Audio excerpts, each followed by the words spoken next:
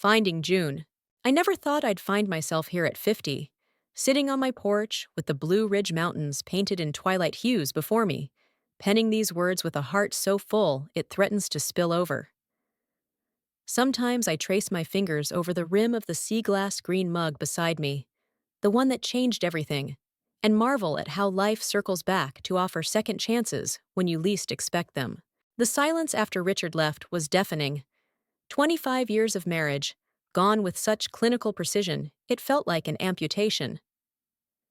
"I need to feel alive again, Ellie," he'd said, as if I were somehow responsible for his slow death. I didn't scream or throw things. I simply nodded, feeling the numbness spread through me like frost on a window pane. Our daughter was grown and gone to Seattle. The house suddenly felt too big, too hollow, with only my footsteps echoing against hardwood floors. I retired that year. 30 years of teaching literature to restless teenagers seemed enough. I'd given them Austen and Hemingway, Shakespeare and Morrison. I'd watched their eyes light up when the words finally made sense, when the characters became real to them.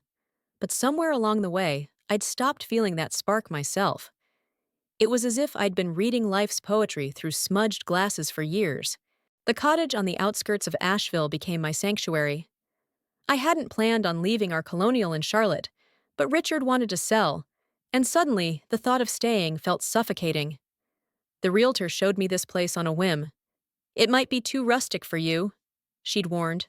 But the moment I saw the ivy climbing the stone walls, the wild garden bursting with color, and the mountains rising behind it like guardians, I knew. This was where I would rebuild myself. Amos came next, a golden retriever with sad eyes from the local shelter. They told me he was 7, surrendered when his family moved to an apartment that didn't allow pets. We recognized something in each other that first day, that quiet resignation of being left behind, of being deemed unnecessary. We healed together, in our way. His enthusiasm for dawn walks forced me out of bed on days when the weight of solitude felt crushing. His warm body curled at my feet as I rediscovered my love for sketching, my fingers remembering the joy of creating. I'd always drawn, even as a child. My mother had saved my early attempts: fairies with disproportionate wings, horses with too many legs. In college, I'd minored in art before practicality steered me toward education. Richard had always seen my drawing as a hobby, something cute but inconsequential. "You're good, Ellie," he'd say absently, barely glancing at whatever I'd shown him. "But it's not exactly a career, is it?" But in the quiet of my new life, with no one to judge or dismiss, I found myself staying up late, candlelight flickering as I filled sketchbooks with the world around me, the twisting branches of ancient oaks, the delicate veining of leaves, the changing moods of the mountains. A local children's book author spotted my work at a community art show and asked if I'd consider illustrating her story about a lonely child who discovers magic in an Appalachian forest. That first book led to others, and slowly, I built a modest second career that felt more authentic than anything I'd done before. The seasons turned. I planted herbs and vegetables, learned to can peaches and make jam. I hiked trails until my legs ached pleasantly, Amos trotting faithfully beside me. I made a few friends, mostly neighbors and fellow artists, but kept a certain distance. The thought of letting anyone truly close terrified me. I'd spent half my life with someone who ultimately found me forgettable. The idea of risking that particular pain again seemed unwise. It was 3 years after the divorce, when autumn painted the mountains in flame and gold. I was at the farmer's market, wandering without purpose, a cup of spiced cider warming my hands. The air smelled of apples and wood smoke, and something in me felt settled, if not exactly complete. I wasn't looking for anything when I stopped at the pottery booth, just killing time before heading home to finish an illustration deadline. The pieces were arranged on a rough wooden table, bowls glazed in earthy tones, plates with leaf impressions, mugs in various sizes. I picked up one that caught my eye, a mug glazed in a color that shifted between blue and green. "Looks like ocean water just before a storm," I murmured, not realizing I'd spoken aloud until a voice answered. "That's exactly what I was thinking when I made it." I looked up into eyes the color of walnut wood, warm, deep, crinkled at the corners from smiling. She was shorter than me by several inches, with strong arms dusted in dried clay and dark hair streaked with silver pulled into a messy bun. Her apron bore the evidence of her craft: smudges of glaze, dried slip, the battle scars of creation. "You're the artist?" I asked, though it was obvious she was. "June Alvarez," she said, extending a hand that was calloused and warm. "And you have an excellent eye. Most people don't catch what I was going for with that glaze." "Eleanor Whitman," I replied, surprised by the firmness of her handshake. "But everyone calls me Ellie." "Ellie," she repeated, as if testing how my name felt in her mouth. "Are you an artist too? You have that look." "What look is that?" I laughed, suddenly self-conscious. "Like you notice things others miss." She gestured to my sketchbook peeking out of my bag. "Am I right?" That conversation stretched longer than either of us anticipated. The market bustled around us, but we created a small island of stillness, talking about art and teaching. She taught ceramics classes at the community center. About living alone. Her partner of 12 years had moved to California for a job and decided not to return. About the mountains and how they seemed to hold secrets in their mist-shrouded valleys. "They're always listening," I said, surprising myself with the observation. "The mountains, I mean. Sometimes when I'm hiking, I talk to them, which probably sounds ridiculous." Instead of the polite smile I expected, June's face lit up. "God, yes. I do the same thing. There's something about them that feels, I don't know, conscious? My grandmother was Cherokee. She would have told me every rock and tree has a spirit." I think she was right. I walked away that day with two mugs, the sea glass one and another, glazed in the deep purple of mountain twilight, and a business card with June's studio address. I tucked it into my wallet, telling myself I might commission a set of plates someday. For a week, I took out the card each evening, tracing my finger over the embossed letters, before returning it to my wallet. I told myself it was just professional curiosity, one artist appreciating another's craft. Her studio was a converted barn on the north side of Asheville, the kind of place tourists photographed for its rustic charm. I parked my car and sat for 5 full minutes, almost restarting the engine twice. What was I doing here? I was 50 years old, for heaven's sake, acting like a nervous teenager. I finally gathered my courage and walked in, the small bell above the door announcing my entrance. June was working at her wheel, hands wet with clay, her focus absolute. I stood silently, watching the vessel take shape beneath her fingers, something rising from nothing through the magic of pressure and skill. When she looked up and saw me, her smile was like sunshine breaking through clouds. "Ellie, you came!" She wiped her hands on her apron. "I was hoping you might." She showed me around the studio. The wheels, the kilns, the shelves of finished and in-progress pieces. Her work was everywhere, each piece bearing her unmistakable style. Organic forms that somehow managed to be both earthy and elegant. The loft above housed her living space, a simple, open-plan arrangement with floor-to-ceiling windows overlooking a creek. "Would you like to try?" she asked, gesturing to the wheel. "Oh, I don't think—" "Come on!" She patted the stool beside her. Everyone should feel clay between their fingers at least once. Before I could protest further, I found myself seated, an apron tied around my waist, her hands guiding mine as they cupped around a wet lump of clay. The wheel spun, and the sensation was disorienting at first, the clay slippery and resistant, seemingly with a will of its own. "Don't fight it," June murmured, standing behind me, her breath warm against my ear. "Just listen to what it wants to be."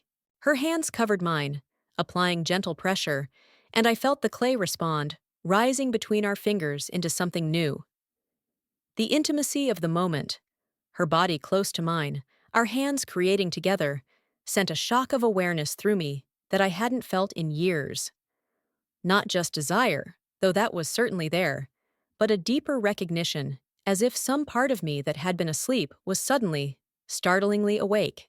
That first lesson turned into weekly sessions. June insisted I had a natural touch, though my early attempts were laughably lopsided. After each lesson, we'd have tea in her loft, talking as the afternoon light slanted through the windows. I learned about her childhood in Tennessee, her years studying ceramics in California, her return to the mountains when her father fell ill. She listened as I spoke about my divorce, my teaching career, my late blooming illustration work.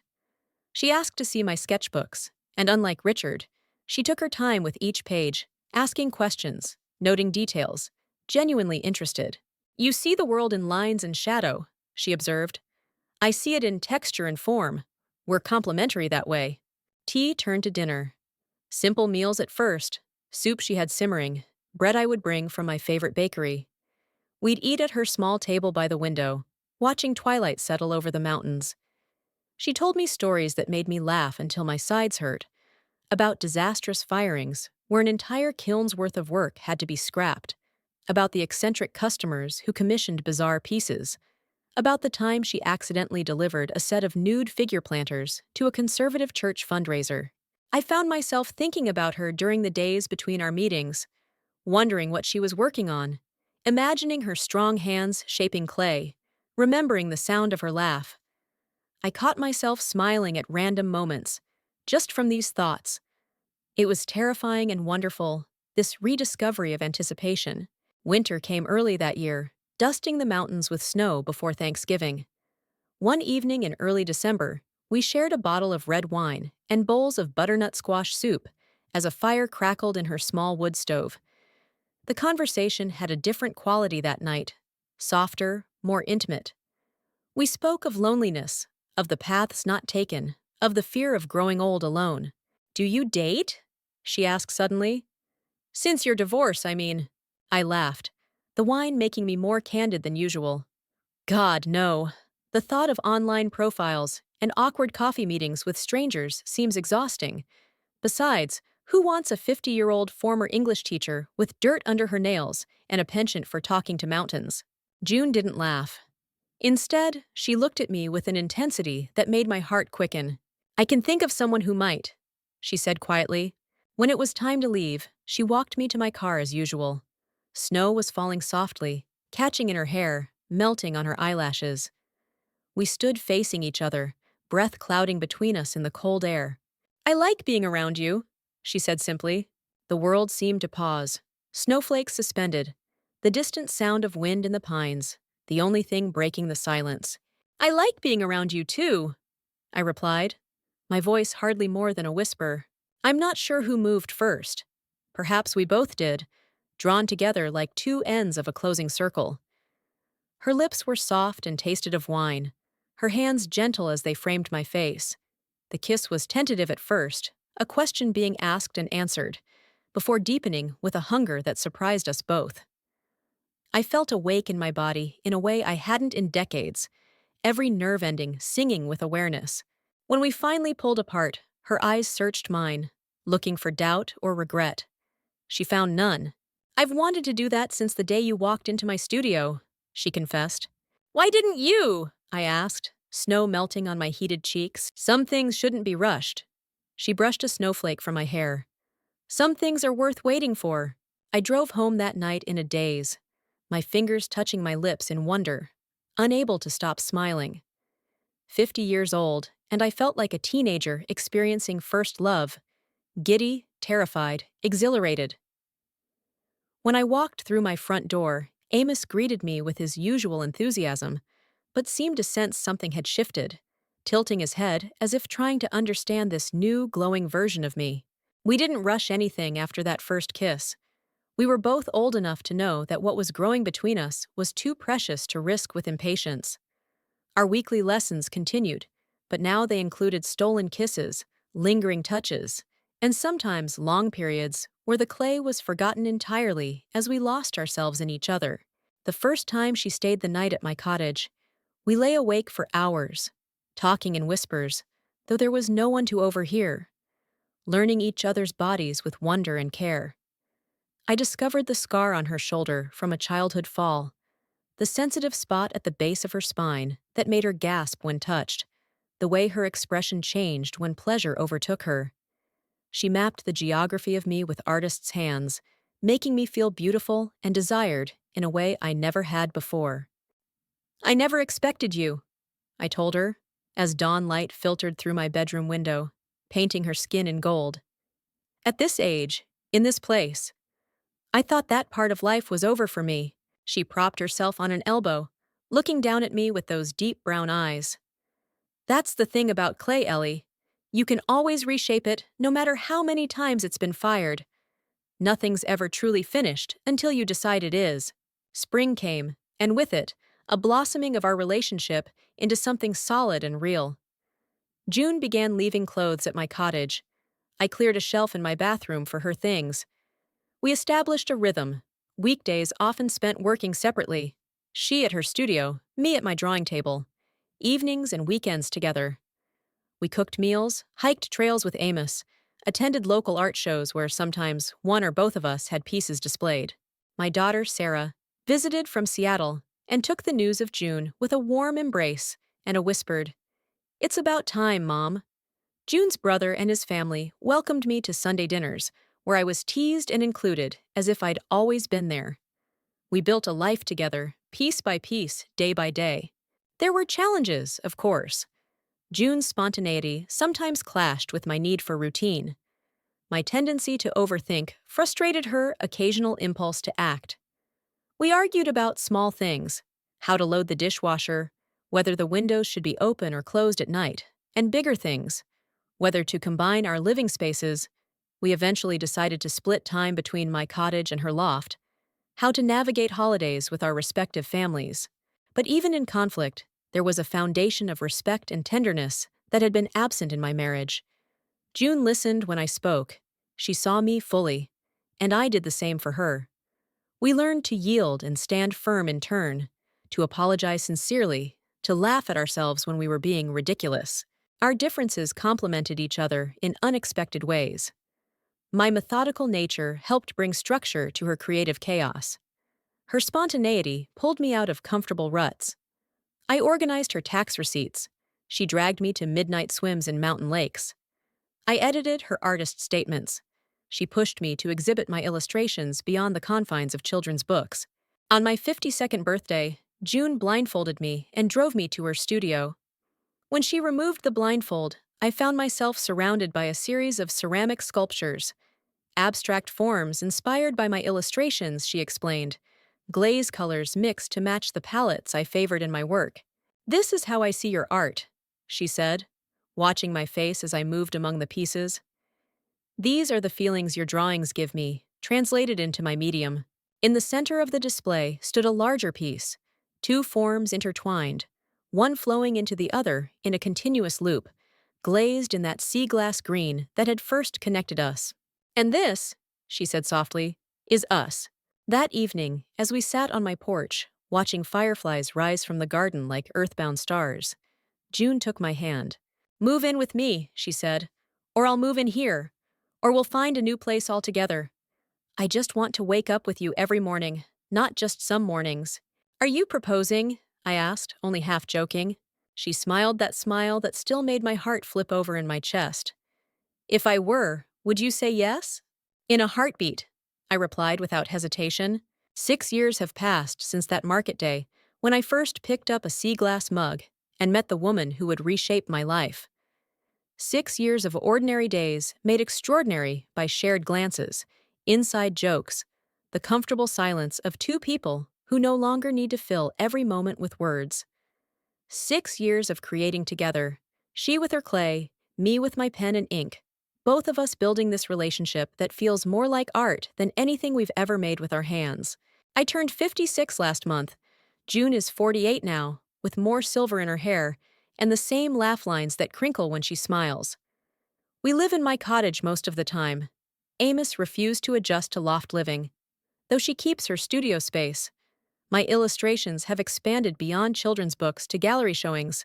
Her pottery is featured in collections across the country. We're thinking of starting a small arts education program for local children who can't afford classes.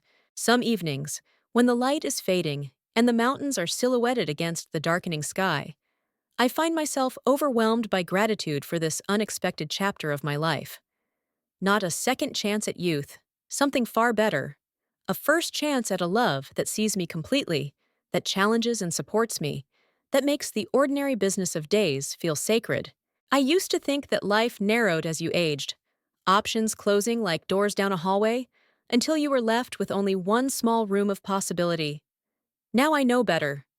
Now I understand that sometimes, when you least expect it, the walls fall away entirely, revealing vistas you never imagined could be yours. Every morning, I still drink my coffee from that sea glass mug. June teases me about it, says I should let her make me a new one, something better. But I can't bear to retire it. That mug holds the beginning of us, the moment when I wasn't looking for love, but found it anyway, in a farmer's market on an autumn afternoon when the mountains were listening.